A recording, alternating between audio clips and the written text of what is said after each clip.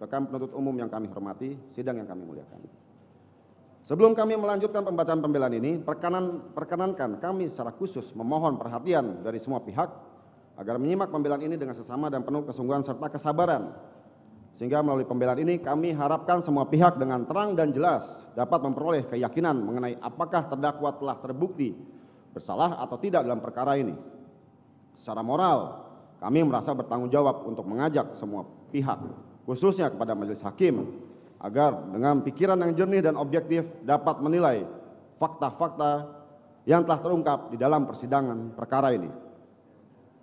Tanpa pikiran yang jernih dan objektif dalam menilai suatu fakta, maka dikhawatirkan akan diperoleh separuh kebenaran.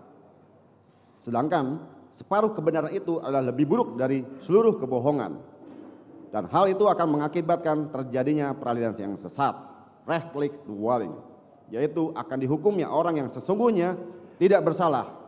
Sedangkan dihukumnya seorang yang tidak bersalah adalah merupakan urusan dari semua orang yang berpikir. Perkara ini muncul di permukaan akibat perbuatan atasan terdakwa, yaitu mantan Kadif Propam Irjen Verdi Sambo, yang menjadi perhatian serius dari semua elemen masyarakat, yang selalu terdengung di telinga dan terngiang di benak dengan istilah tembak-menembak polisi di rumah dinas Kadif Propam.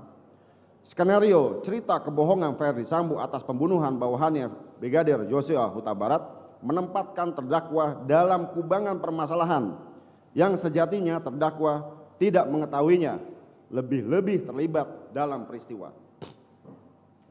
Terdakwa adalah korban skenario kebohongan Verdi Sambo yang jelas telah diakui oleh Verdi Sambo dalam persidangan kode etik dan perkara pidana akuo. Bahkan yang bersangkutan telah membuat suatu surat pernyataan maaf yang mana terdakwa dan saudara Agus Nurpatria serta personil kepolisian lainnya tidak terlibat untuk menutupi peristiwa sebenarnya yang terjadi atas terenggutnya nyawa Brigadir Joshua Huta Barat. Akibat skenario tersebut, terdakwa dihadapan di meja hijau dengan dakwaan obstruction of justice atau perbuatan merintangi menghalangi proses perkara pidana. Terdakwa pernah merasakan menjadi objek hujatan masyarakat akibat berita viral ketika terdakwa Hendra Kurniawan bersama tim mengantarkan jenazah Brigadir Joshua Huta Barat ke rumah duka di Jambi. Terdakwa disudutkan karena pemberitaan negatif dan bahkan lebih cenderung bernuansa kebohongan yang dihembuskan oleh oknum-oknum yang tidak bertanggung jawab dan ingin memanfaatkan membuat buruk nama baik terdakwa, di mana terdakwa dan tim diberitakan melarang pembukaan peti jenazah almarhum dan tidak mengindahkan budaya melepas alas kaki pada saat masuk rumah duka. Masyarakat menganggap pemberitaan tersebut adalah bentuk ketidaksopanan dan arogansi pejabat tinggi terhadap orang kecil. Namun belakangan terungkap dalam fakta persidangan, hal tersebut telah dibantah oleh saksi Rifaizal Samuel yang menerangkan pihak keluarga Brigadir Joshua Huta Barat justru yang meminta dan mengizinkan agar terdakwa tidak melepas alas kaki pada saat di rumah duka.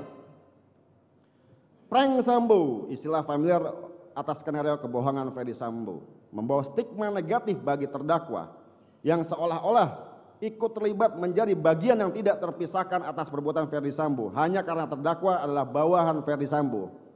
Pasalnya terdakwa menjalankan perintah jabatan dengan itikat baik yang diberikan oleh Verdi Sambo, lebih-lebih perintah Verdi Sambo dimaksud penuh kebohongan atau tidak sesuai dengan peristiwa yang sebenarnya. Majelis hakim yang mulia, rekan penuntut umum yang kami hormati, sidang yang kami muliakan. Hakim, penuntut umum, dan penasihat hukum dalam perkara pidana akuo adalah penegak hukum yang wajib berpegang pada prinsip moral dalam menjalankan profesinya sebagai pengemban profesi hukum dengan mengedepankan prinsip rule of law as moral ideal atau aturan hukum sebagai ideal moral. Hukum itu tidak terlepas dari kandungan nilai-nilai moral yang untuk menegakkan keadilan.